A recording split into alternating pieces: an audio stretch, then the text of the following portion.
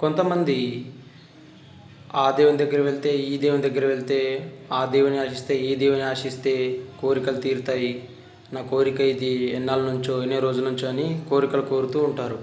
నిజమేనా? కోరికలు తీరుతాయా? సరే, కోరికలు తీరుతాయని అనుకోండి. కోరిక తీరిన తర్వాత మనిషి తృప్తిగా ఉండగలడా? ఉంటాడా? చెప్పొచ్చా? లేదు. ఎవ్వరు కూడా ఈ భూమి మీద ఉన్న ప్రతి మనిషి కోరిక తీరిన తర్వాత మనస్తృప్తిగా ఉండలేడు. ఎంత ధనవంతుడైనా కోరిక తీరిన తర్వాత మనస్తృప్తిగా ఉండలేడు. ఎందుకంటే ఎన్ని కోరికలు అతనికి తీరినా, అతను కావాల్సింది అనుకున్న ఈ జీవితం మొత్తం అతనికి కోరికలు పుడుతూనే ఉంటాయి, ఆశిస్తూనే ఉంటాడు. అది తీరదు.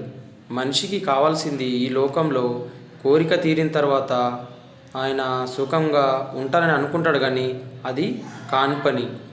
మరి ఏంటి మనిషికి కావాల్సింది?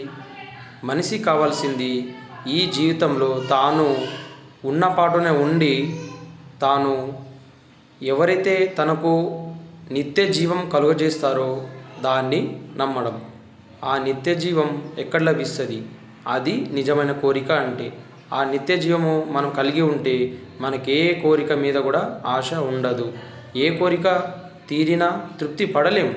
ఎప్పుడైతే మనకు నిత్య జీవం లభిస్తుందని చెప్పి మనకు నమ్మకం వస్తుందో అప్పుడు ఏ కోరిక మీద మన ధ్యానం వెళ్ళదు.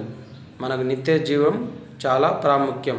ఆ నిత్య జీవం ఇచ్చేవాడు యేసుప్రభు నేనే మార్గం, నేనే జీవం, నేనే సత్యం అన్నాడు గనుక ఆయన ద్వారానే నిత్య జీవం లభించును.